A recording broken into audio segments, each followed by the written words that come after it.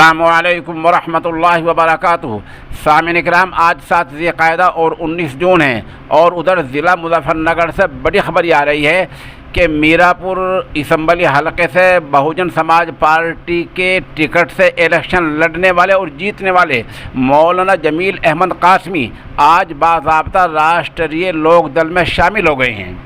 ये उनका शामिल होना पार्टी के कौमी सदर जैंत चौधरी की मौजूदगी में हुआ है।